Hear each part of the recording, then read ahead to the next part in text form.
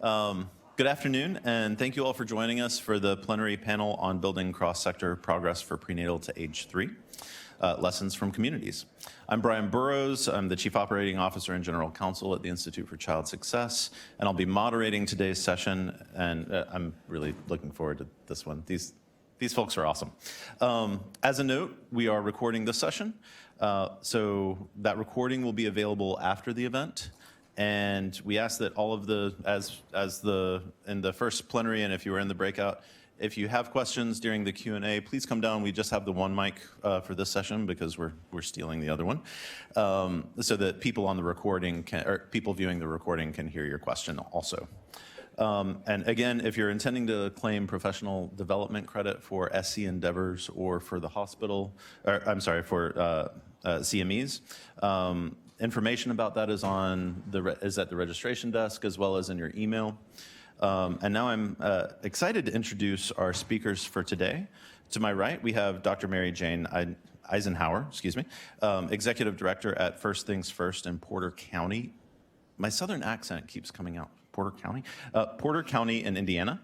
To her right, we have Brenda Blassingame, who's the founder and principal at Vav Amani Consulting, LLC. And to her right, we have Marcy Owenby, who is a project manager at the South Carolina Infant Mental Health Association. And so to kick us off, if we could just if you don't mind introducing yourselves and your work in this space, and we'll start with you.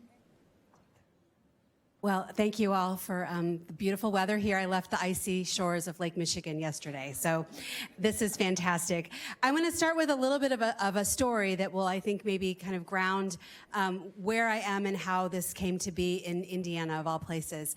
I was pregnant with my second child, and we moved to Indiana.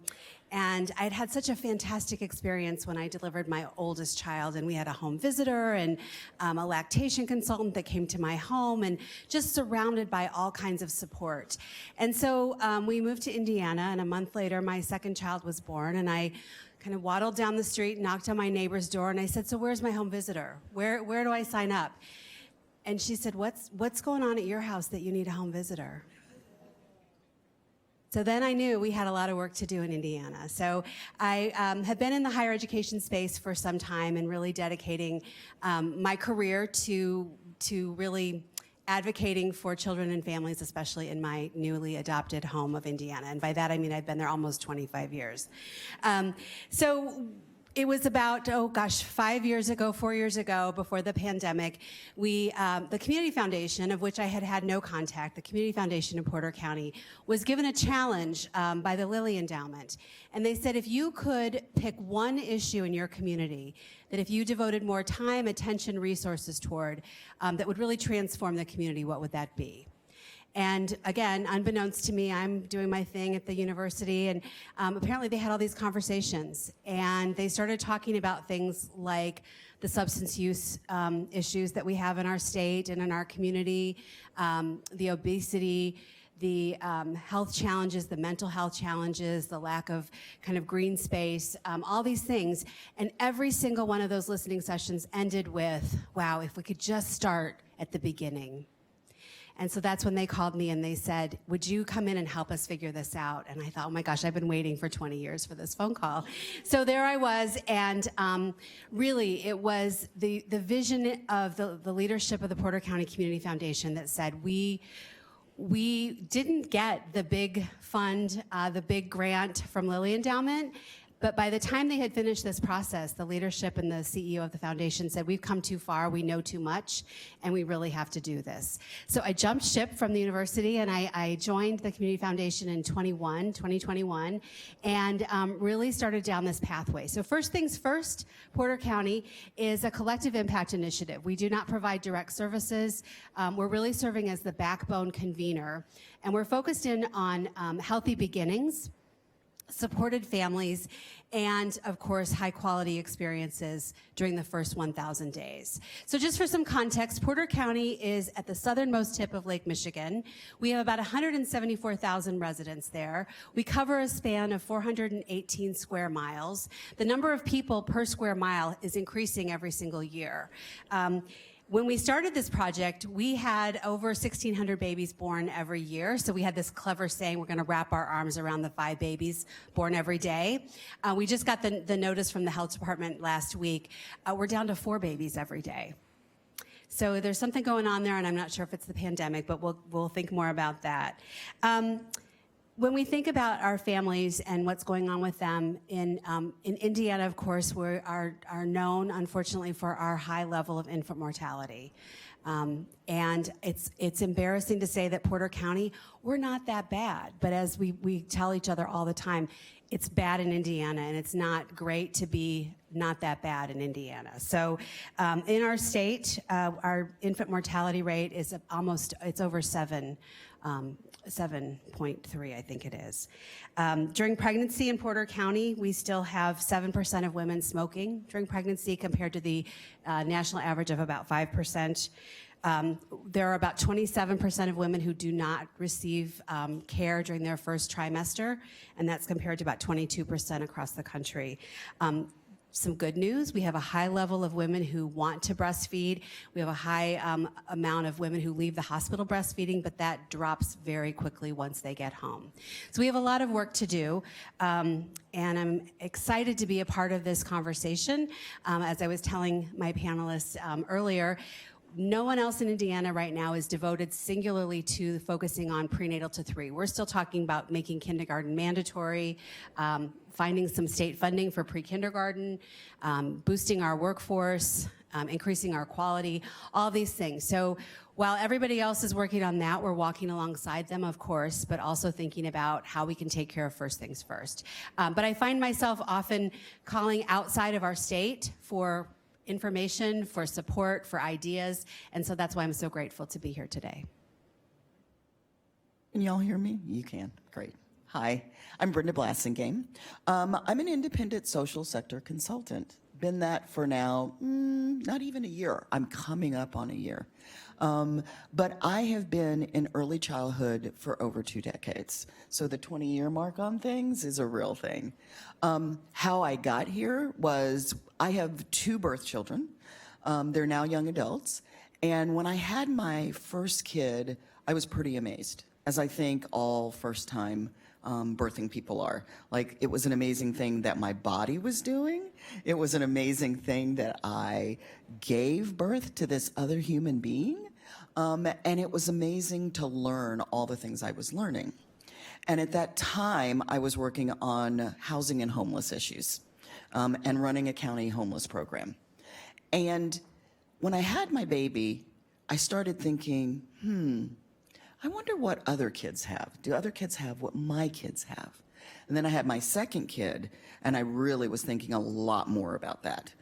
And a job opened up in my county, and my boss, who was the head of public health, said, oh yeah, we keep those kind of things away from you. We don't want you to see those things.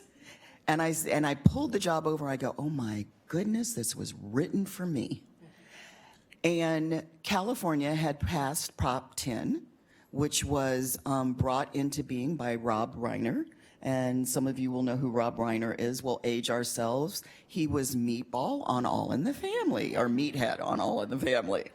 And they were looking for the first founding executive director. And I applied for the job, and I got it. And we had millions of dollars going through California. And so I was the founding executive director for the Contra Costa First Five. We were in a county that was a little different than other counties because it spread in the East Bay, from the East Bay area all the way out to the farms in the valley. So we had urban, suburban, and rural. And we had the opportunity to figure out how we were going to use about $13 million a year to make our county a better place for prenatal to age 5 kids. And that began my journey 2 decades ago into early childhood. I have worked on different issues in early childhood, from prenatal to 3, which we're talking about today, to prenatal to 5, to prenatal to 8 years old, from cradle to career. So I've done all different versions of early childhood work.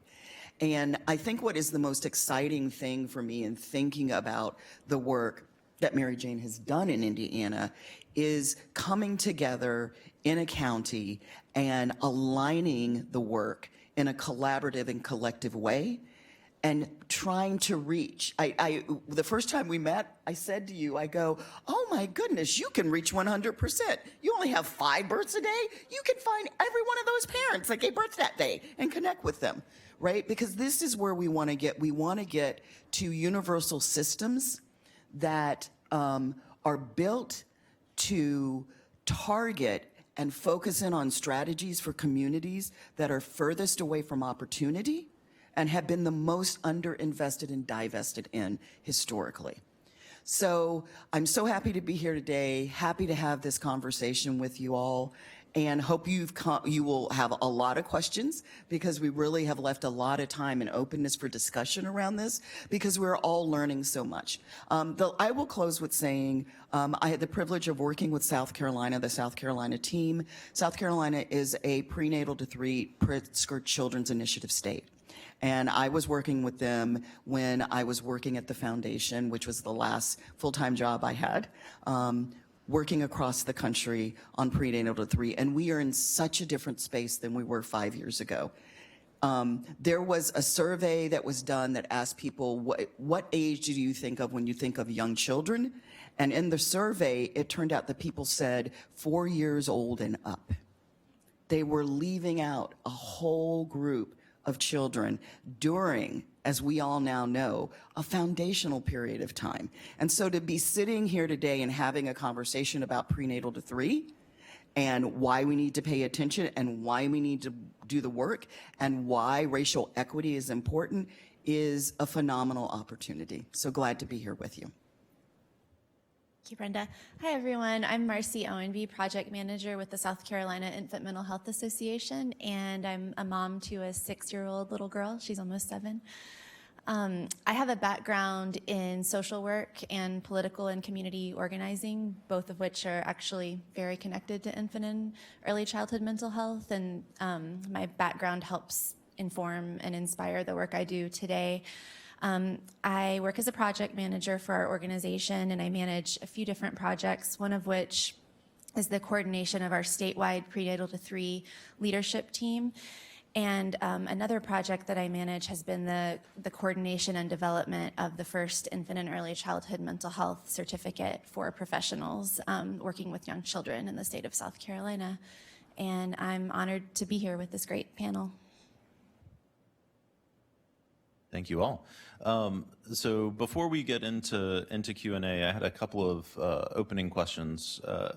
So first off, for Mary Jane, a lot of the work that you're doing is county level rather than state or city or whatnot. For those communities who are just getting started on this, who are 2 years before where you are, what would you have done? Who have you brought to the conversation? Who's missing from the conversations that you would want to know if you had to start over again? Thanks, Brian. Yeah, I mean, we are just, I hate to kill this metaphor, we're really taking baby steps. We're just beginning and looking forward to toddlerhood. It's pretty messy right now.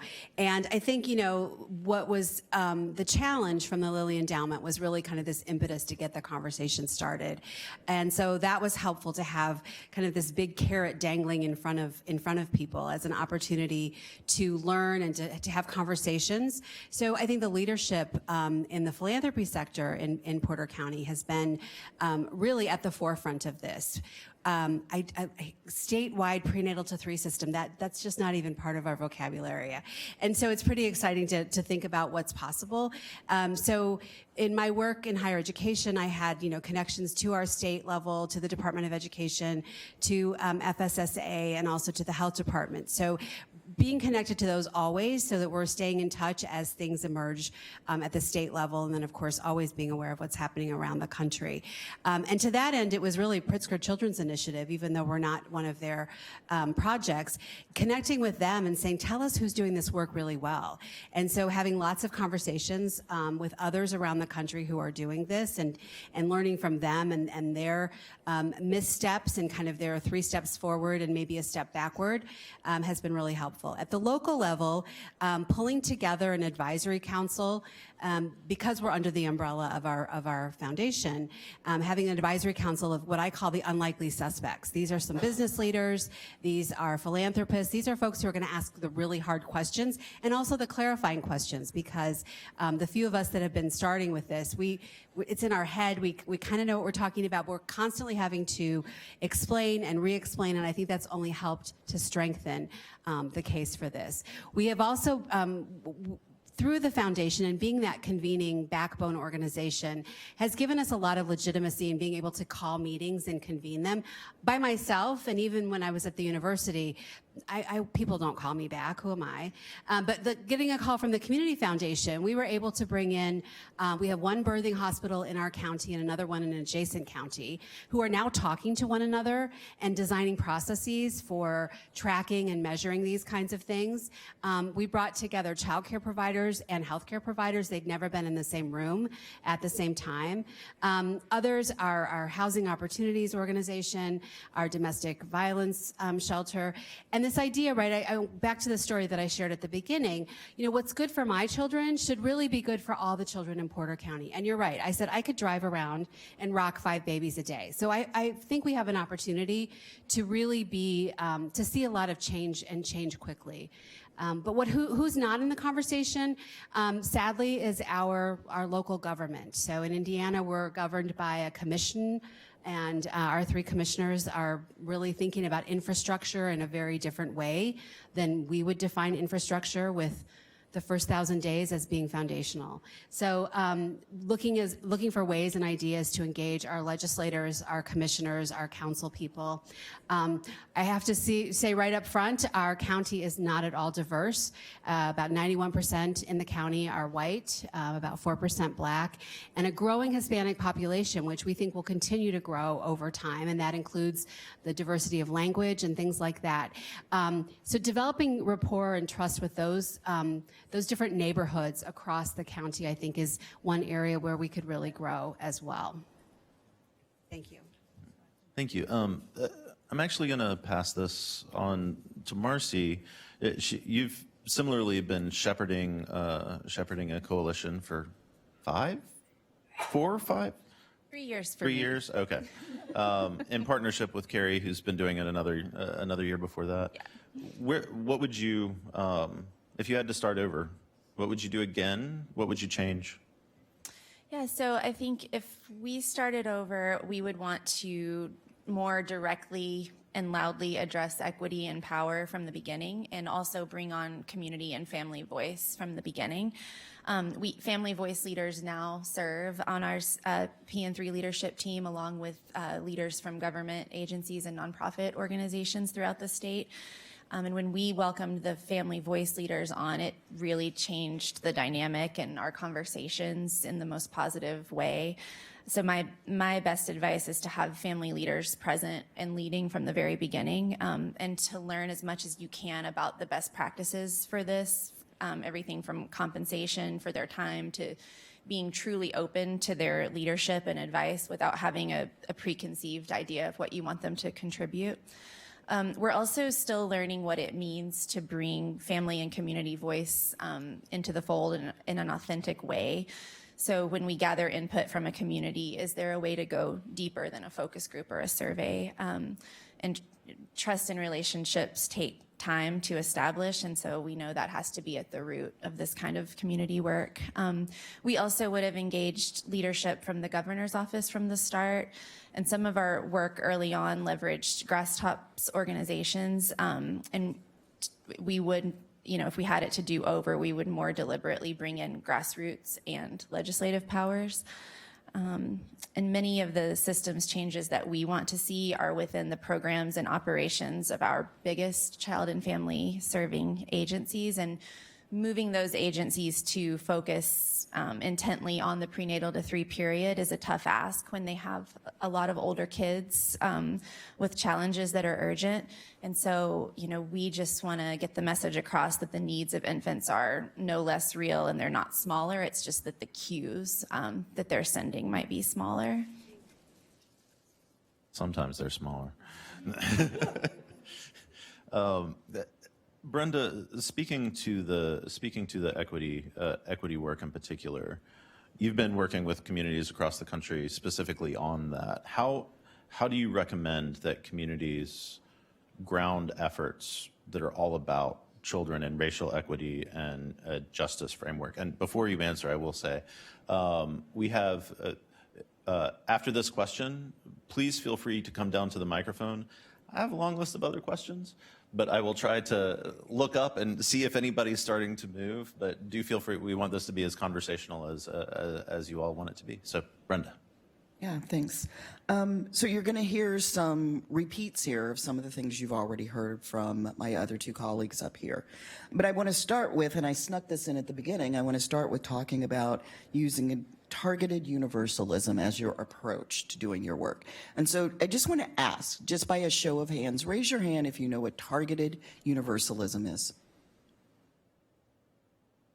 A few people. So I want to talk about this because there's some issues when we talk about all children. And I am a staunch believer that the words we use create reality. And when we say all children, we're lumping all children together as if that's a monolith. And all children need the same things, and all children should have the same things. And that's actually not true. As I said a little earlier, there are those who are furthest from opportunity.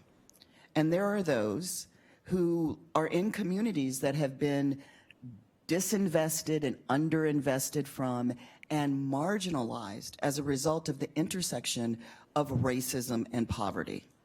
And so I just want to take 1 second and clear something up. Poverty does not create a level playing field.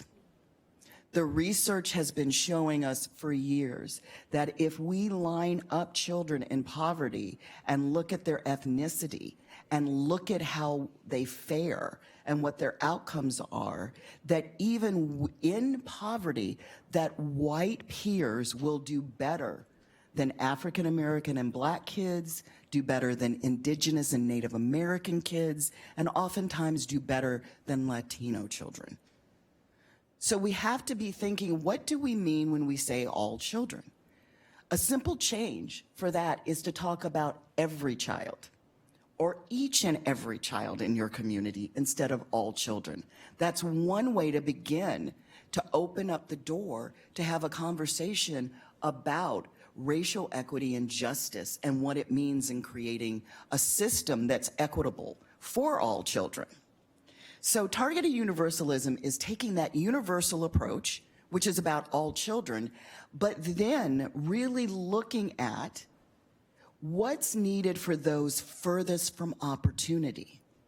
How do those strategies have to be different in order for you to get the outcomes and the impact that you are looking for? So that means you have to push really, really hard on data, on disaggregated data. That's what you have to push hard on. And we don't do a great job in most places of getting disaggregated data. I worked for an organization for a number of years that was an international organization, and I worked for them locally. And one of the questions I asked around our data was, we're showing, and we only worked in rural communities, I said our data is showing that Black kids are doing great in our program. We should be taught, if this is true, we need to disaggregate this data and talk about that, because if data is real, we are doing something phenomenal here. And I got so much pushback on disaggregating our data by ethnicity. We only disaggregated our data by the income level of the child in the program and their gender. We were missing a whole view of what our data was telling us. In many places, like you said, you say in your county, well, we're not doing that bad. But once you get the data and you disaggregate that, what do you see? Sure, the disparity is The disparity is huge. So pushing for disaggregated data, and that means pushing at the state level, pushing at your local level, but it also means that you probably want to be able to actually share data and come up with data systems that work across your state. For the last 20 years, we've been talking in early childhood about having these data systems that are able to capture a child at birth and then follow them all the way through. So by the time they get to the kindergarten door or the high school door, there is a wealth of knowledge about the services the child has been involved with and received and the impact and all those things. Now, that's really expensive. You keep doing this. I don't want to lose this thread because you're in a room full of, you're at a research symposium with a bunch of researchers. What was the pushback against disaggregating data? Oh, I'm sorry to interrupt. It's I was fine, just it's really fine. curious. No, it's interesting. I think that there are lots of reasons why people say they can't disaggregate data. And there are lots of reasons why people say they can't share data. And some of those reasons are actually valid, but all of the reasons are not valid. It's just hard for people to figure this out. And the pushback on disaggregated data was really about what it would take in the change of the collection of the data to be able to do that, right? Because now you're going to have a form that actually asked about the ethnicity of the child, instead of going on the fact that, oh, this service is happening at this school, which is predominantly these ethnic groups, right? Because you want to be able to see how are individual children doing. Jack Conf at Harvard has said in his last few reports how important it is for us to understand what works for who, right? We're so program oriented. We want this program, we want that program. The first thing I would say, when we're looking at this kind of work, is don't get focused on the programs, get focused on the practices. There are practices that work. Don't get focused on evidence-based practices, which are, now we call those, they have an RCT as the gold standard, or they may be a step down with a comparison group that is done, but they're very expensive. Think about practice-based evidence. In many of the communities that you will go in around the country that are communities of color, people have developed programs for their communities because there was no government funding coming for programs for their communities. So they've had to develop programs. Some of those programs have been around 10, 15, 20 years and work and make a difference. So don't just look at what's been tested by an RCT. And the disaggregation of data also gives you an opportunity to really talk about racial equity, to talk about inequities and disparities that you're seeing, whether people want to hear it or not. Now, I guaranteed it doesn't always work. Heard a story in the last 3 years where they presented data on, and that was ethnically broke down, and one of the state electeds just said, see, I knew they're the problem.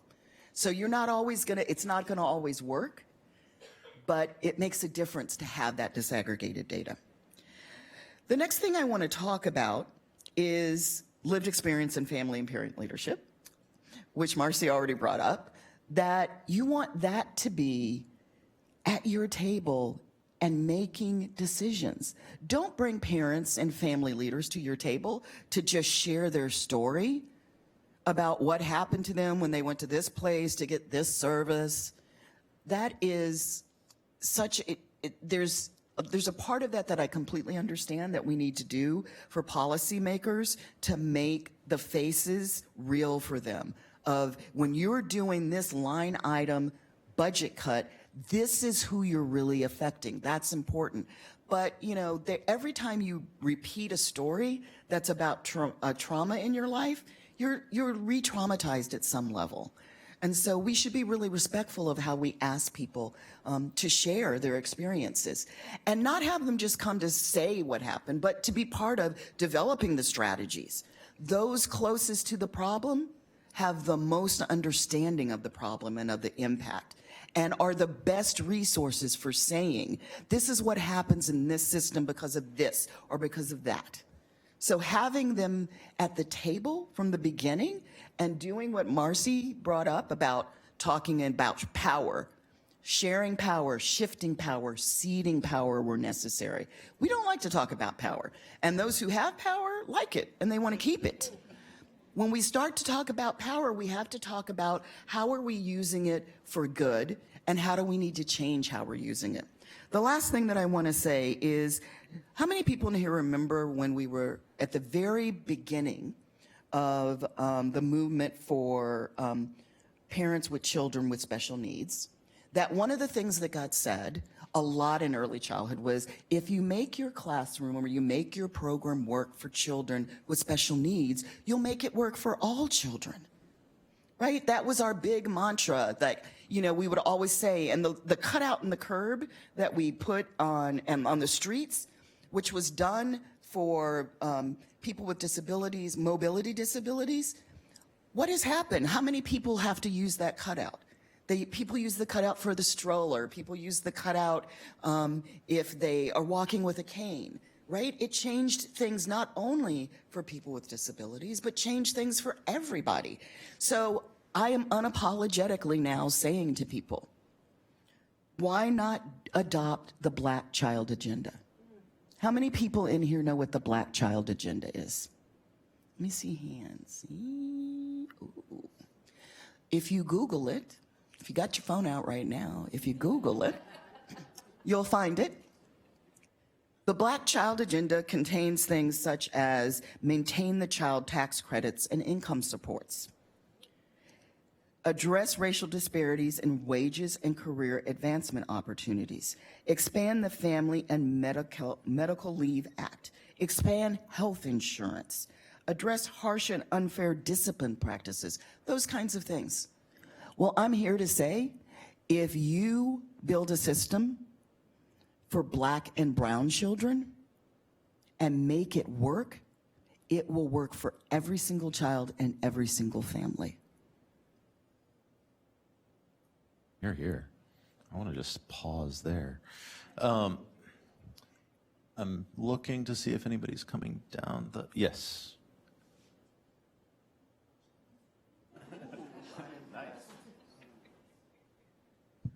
Good afternoon. Going to what you were saying about being data-driven, or we only give funding for certain programs that have certain background and prove that they're effective. And I've seen what you're talking about over and over, especially in rural parts of South Carolina, where maybe you have a faith-based group, maybe you have a coach, maybe you have an older Black woman in the community who knows literally everyone in the county and everyone knows her, but that hasn't been measured, right? So it's like, oh, she's amazing. Oh my gosh, everybody loves her, but it hasn't been measured. So then trying to get funding for that is nearly impossible. Having worked in public ed for a whole decades, and we talk about data-driven, it kind of makes me want to scream. Like, could we be data informed, perhaps? Instead of the data driving us, could we use our hearts? Could we use lived experience? Could we find out from the community what's working?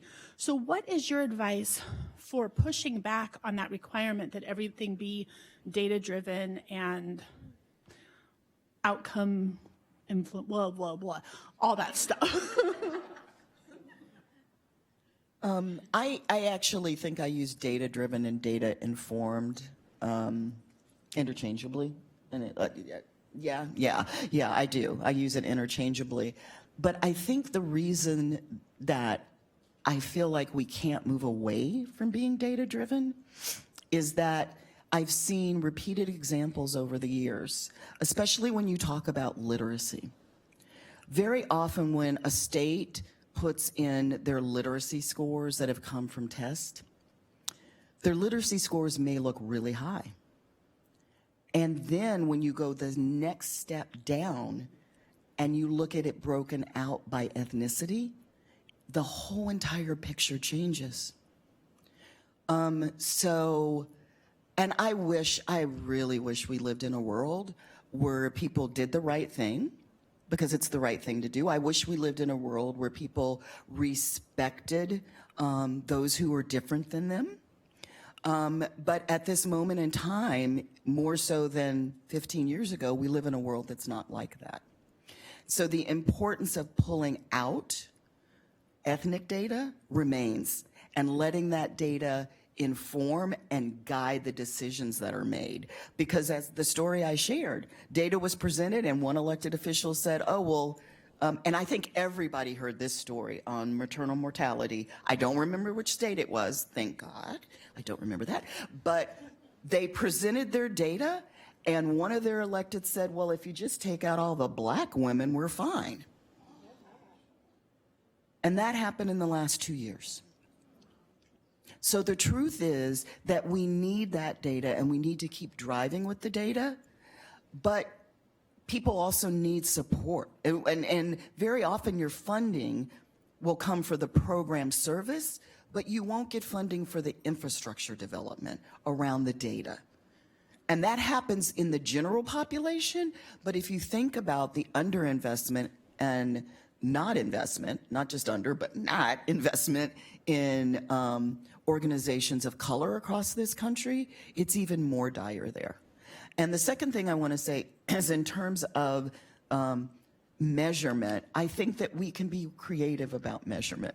I think that we can find ways to measure things, right?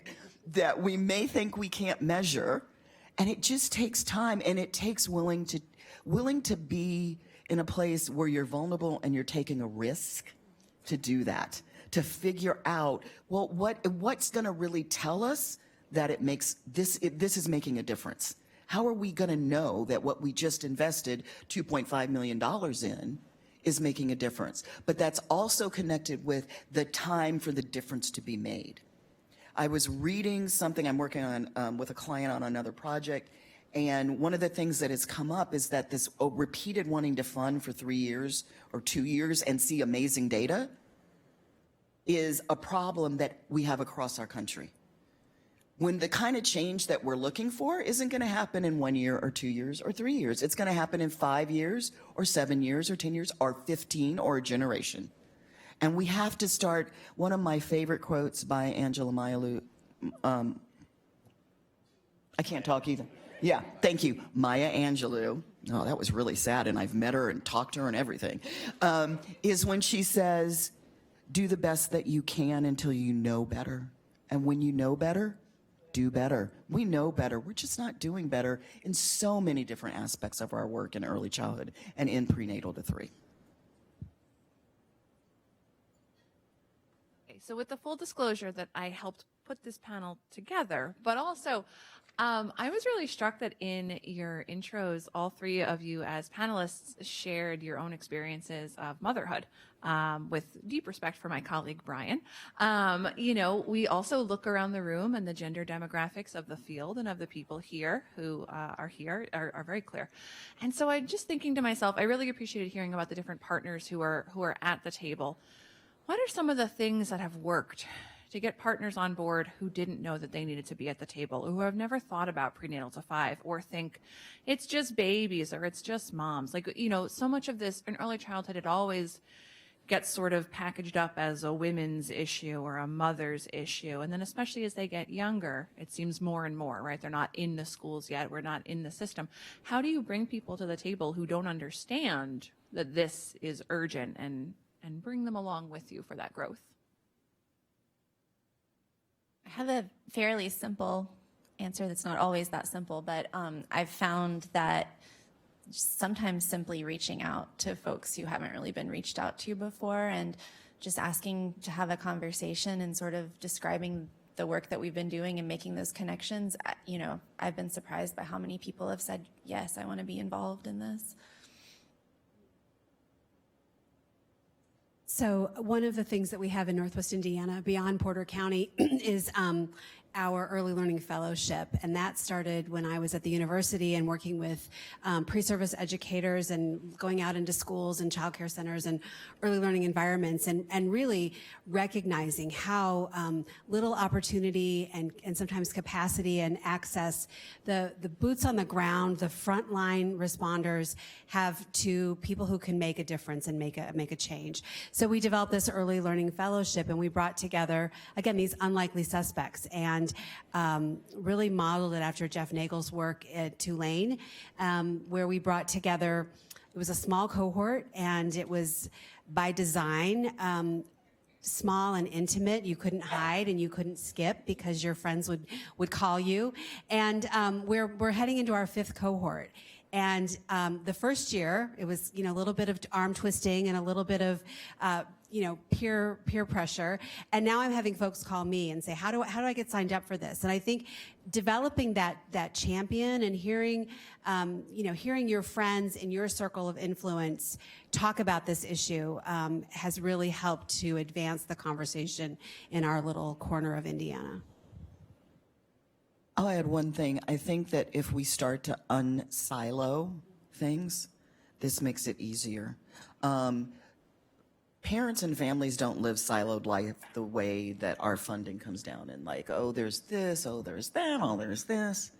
So if we begin to unsilo things and we become multi-issue and multi-topic in building the work and in the community, it really does change, because then you are dealing with issues that all families and all people are dealing with. And it then becomes not an issue of mothers or women. It becomes an issue of the community. Housing is a community issue. Food security is a community issue. Transportation, reliable transportation, is a community issue. Outdoor spaces is a community issue.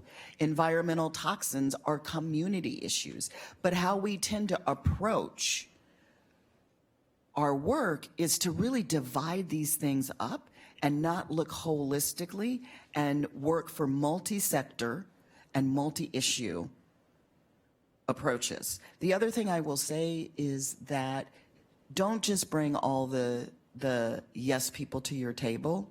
You want to get some people at your table, or the ones that think, I don't know if this is the right thing to do. Should we be making this investment? Because when you win over those people in your work, it's a tremendous change in your movement building and your ability to bring others to the table that they are the unusual suspects. Mary Jane, while you come down, this is a quick one. The Early Learning Fellowship, how many of those folks are practitioners or researchers or lived experience, or how do you find those folks? And so we really started with community leaders, and so this was pre-pandemic, and we started talking about the business case for early learning. We leaned into Ready Nation resources and things like that. And I mean, if there was any tiny sliver of a silver lining during the pandemic, right, it's just been blown up. We have 32-week waiting lists for infant care in our county. People are not going back to work. Our child care providers are going to work at the car wash because they're getting more money there. So this has now become an economic issue in our community. And so we've been able to help translate the importance. And so maybe somebody doesn't really care about the babies. They care about their business. They care about their bottom line. And, if we have to translate, if we have to cross that border and speak in a different language, I think that's what our fellows have worked on. Thank you. And that kind of addresses a part of my question. I heard community impact and alignment as a part of what you're suggesting. That requires not just talking to each other, not just feeling good about it. It requires structure. So is that, can you tell me how to do that? Can you give me a plan? So we've really worked on we've leaned into the collective impact framework. So there's 5 elements to that. It's a backbone organization. So that's where we sit at the Community Foundation. It's developing this common agenda. And I have to say 2020 to now, we're still developing that common agenda. It's continuous communication, mutually reciprocal activities, and then also a shared system of measurement. So all of those things, we're building it as we're flying it, which is, we're able to do that, I think, in a small community.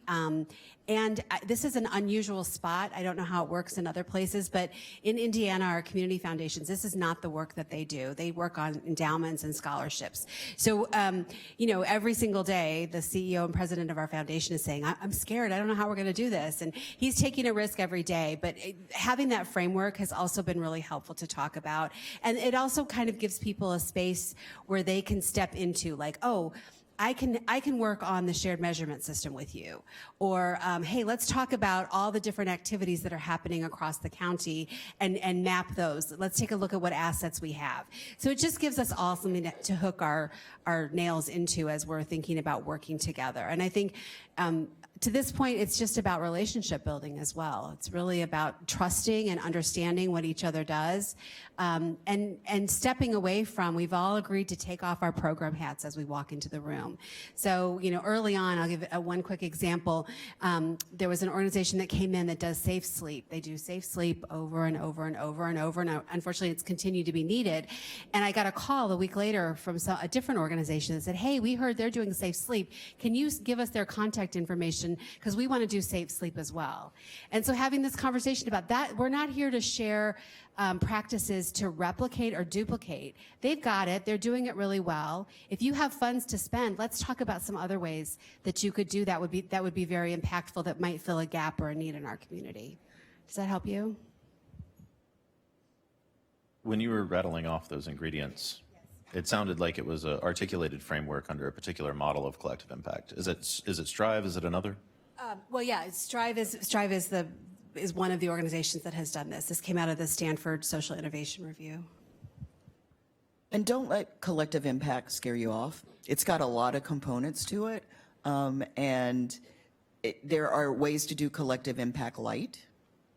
I truly believe that, and I've seen it happen, which you could call collaboration and partnership.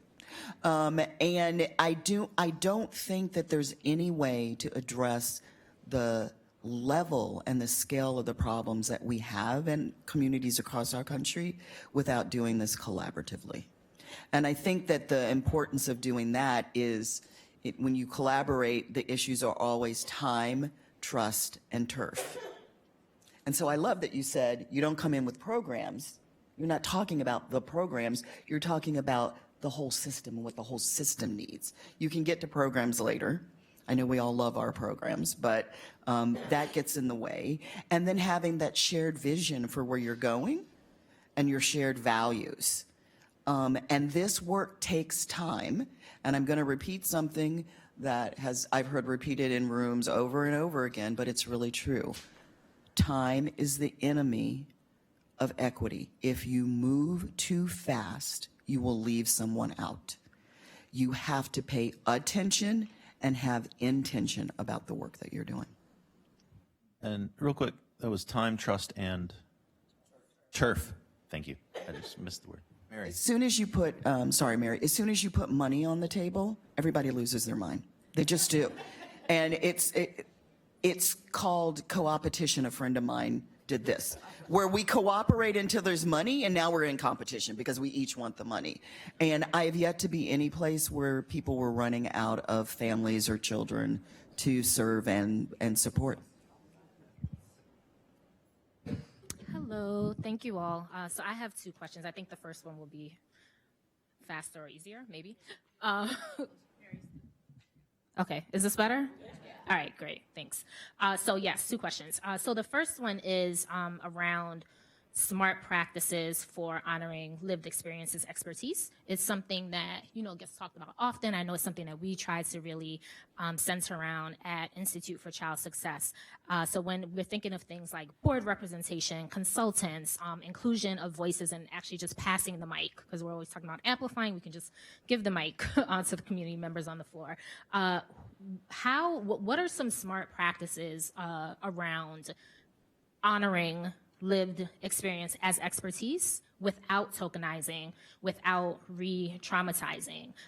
Is there one thing, if we're thinking about these different things, whether it's board representation or anything like that, that we can leave here and do today or tomorrow as we think about impacting outcomes through that lens and wanting to make sure that those voices are heard?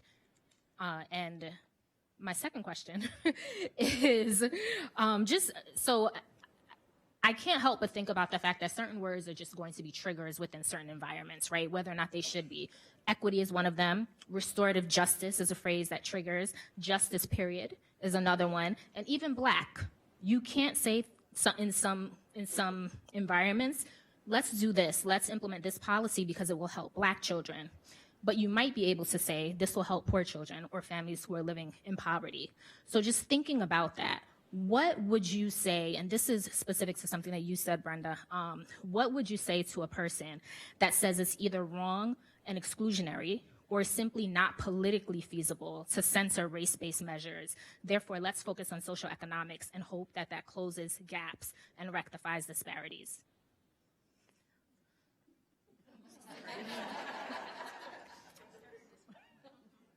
I could share a little about regarding the first question.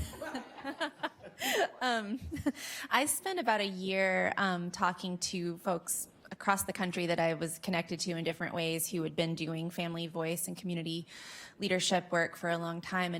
And just one important piece of advice that comes to mind is to not just bring in like one family leader or even two. You know, if you really truly want to do it, you know, make it more balanced on your coalition or on your team, so that it's not just like one person brought to the table. And I'll follow up on that you provide support to the parent and the family leaders that are coming to the table, which means you have a dedicated staff person that does outreach to them, that helps prep them for the meetings that they're going into, making sure they understand all the things that are going to be on that agenda. I love to build my agenda when I'm doing work where there's parent leaders, where the parent leaders are asked to speak to their opinion and their thoughts first before everybody else. So they get an honoring space for doing that. You also pay people. You pay people, they're coming with their lived expertise. It's their expertise. They're the ones who understand the system. They know how the systems work, how they don't work. And so you stipend people and support them. That's a simple one is you provide childcare. And if you're not providing childcare on site, you provide reimbursement for childcare. The important piece of this is that while you're prepping the parents to come to your table, you're prepping everybody else at the table to have the parents come in. A parent leader from Michigan tells the story of what it feels like when she gets invited into a room and nobody's really thought about what it means to bring parent leaders into that room. She said it's like getting invited to a dinner party where the table is already set, the seats have already been assigned, and your food is already on your plate. You walk into a room with no choices. So you have to also prepare your table to have parent leaders come to that table and sit in terms of power again, in terms of respect, and in terms of being able to let parents show up authentically as who they are. I walk through the world every single day code switching. I'm an African American woman. When I'm not sitting up on a podium and I'm just hanging out, I'm probably using much more African American vernacular English when I talk, when I'm with my family and I'm with my friends. People, that question about how people get turned off if you say Black, people get turned off and judged super quick when somebody opens their mouth and talks. Prepare your table to not hear for like what words they're using and how they're saying it, but what they're saying it and what the content and the intent is of what they're saying.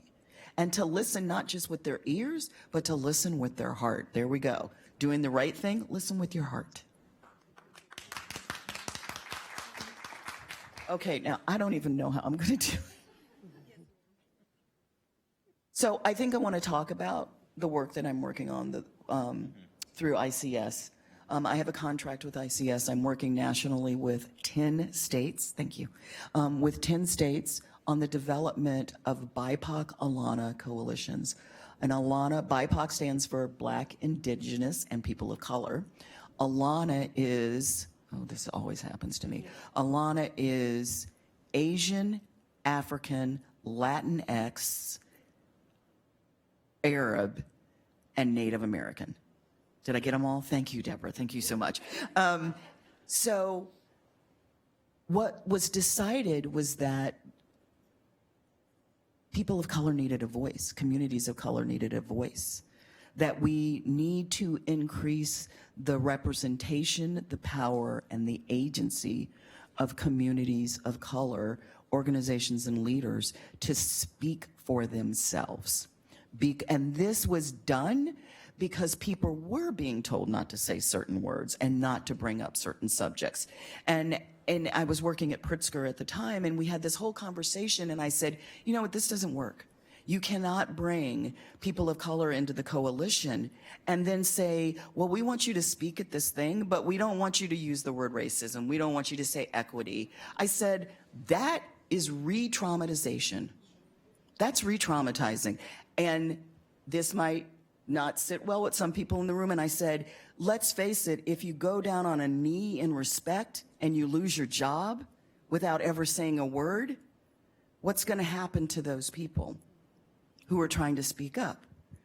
And so we're developing BIPOC Alana coalitions to give agency and self-determination to communities of color. Now, the other thing I want to say about this is I think it's really important that we all learn to play the inside-outside game. The inside-outside game is that for white allies to use their power to open doors for people of color, and to use that power in a way that you may be going in a back room with somebody, one of your electeds, and having a conversation about why this is important. So you have to push from the inside and you have to push from the outside. I don't think that what we can do is stop using the words and stop bringing it to the forefront. I think that white allies are going to have to be brave and have to create opportunities to shift, seed, and share power. And I think that people of color have got to be able to have their representation and their voice and their self-determination. And at this point, I'll be honest with you, Mary, I don't see another way to do it right now. I wish there was another way to do it, but now I'm more interested in making sure that the voices of the communities of color are heard and heard on their own and not drowned out because people are threatening to take money away from folks and do all sorts of other stuff if they talk about racism and structural racism and institutional racism and equity, or talk about what's the Black child agenda, the Black child agenda. One of the things that really struck me about some of these conversations, and I mentioned this in a earlier session, but twice yesterday in two totally separate contexts, we heard from folks that were saying, man, we've never been asked. Thank you for asking. And it struck me that it's such a simple thing to do in so many respects. Now, there's a lot of complexity associated with building those relationships and doing it authentically and whatnot, but just asking the question. In the meeting yesterday, so I was facilitating a meeting yesterday with BIPOC organizations from around the state of South Carolina to talk about forming a BIPOC Prenatal 3 coalition. And the Native American organization that showed up said, one of the people said, I almost didn't come to this meeting because every time I get invited to a meeting, it's to be a token and check off of a box. There's no other reason. There's nothing behind it. And she said, but this is different. I got invited, I took a risk, and this is different. Warms my heart. Unfortunately, we're at time.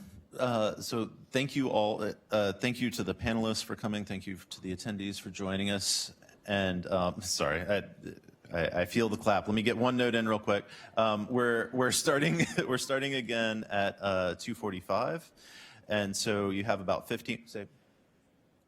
We have about 15 minutes, and there are snacks and coffee and water in the area that we had breakfast this morning. So thank you all again. Thank you all again. I love y'all.